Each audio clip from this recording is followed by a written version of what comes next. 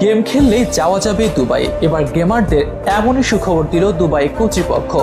এতদিন গেমিং নিয়ে তেমন কোনো মাথা না ঘামালেও অবশেষে এর বৈশ্বিক অর্থনৈতিক গুরুত্ব বুঝতে শুরু করেছে দুবাই।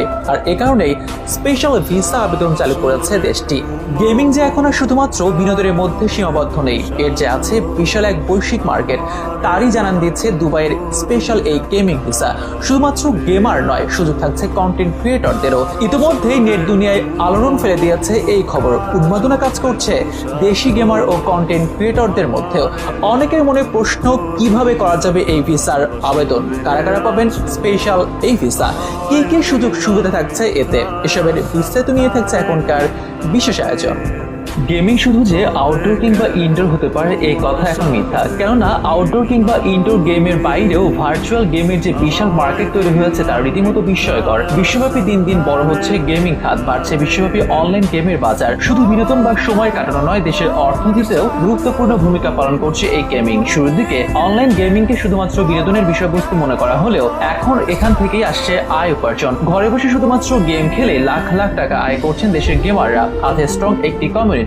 2 বছর আগেও যেখানে ঘরের কোনো মোবাইল কিংবা পিসির সামনে বসে থাকলে বকাঝকা করতেন বাবা মা, ভাবতে নষ্ট হয়ে যাচ্ছে তাদের সন্তান, সে বাবা মাই এখন বুঝছেন অনলাইন গেমিং এর মার্কেট ভ্যালু। দেশি কিংবা আন্তর্জাতিক মহলে পরিচিতি বাড়ছে অনেকের, বাড়ছে সোশ্যাল মিডিয়ার উপস্থিতি। তবে অনলাইন গেমের এই ভালো সময় একদিনে তৈরি হয়নি। করোনার আগে থেকে ছিল এর বিস্তার। পরে করোনাকালীন সময় সারা বিশ্ব যখন টালমাটাল অবস্থা, তখন এই খাতটির বিস্তার বেড়েছে হু হু করে। তাই ধারাবাহিকতায় এখন বিশ্বব্যাপী রাজ করছে অনলাইন গেম। এবার সেই অনলাইন গেমের গুরুত্ব বুঝতে পেরে অভিনব এক সিদ্ধান্ত নিল দুবাই, দিল গেমারদের জন্য স্পেশাল ভিসার ঘোষণা। সম্প্রতি দুবাইয়ের একটি যুগান্তকারী গেমিং ভিসা উদ্যোগ চালু করেছে, যা এই শহরে গেমারদের আসতে আরো আগ্রহী করে তুলবে। সেই সাথে এটি পরিণত হবে গেমিং হাবে, যেখানে মিলন মেলা হবে সারা বিশ্বের গেমারদের। এমনই পরিকল্পনা দুবাই কর্তৃপক্ষের। এর মাধ্যমে এই খাতে বিখ্যাত কোম্পানি এবং একাডেমিক প্রতিষ্ঠানের সাথে সহযোগিতা বাড়াতে চায় তারা, যার মাধ্যমে এই শহর আর গেমিং মার্কেট দুটোরই প্রবৃদ্ধি বাড়বে বলে মত বিশ্লেষকদের। তবে শুধুমাত্র গেমারদের জন্য নয়, এটি ভিসা কন্টেন্ট ক্রিয়েটর আর সোশ্যাল মিডিয়া ইনফ্লুয়েন্সারদেরকেও দেওয়ার কথা জানিয়েছে দুবাই কর্তৃপক্ষ।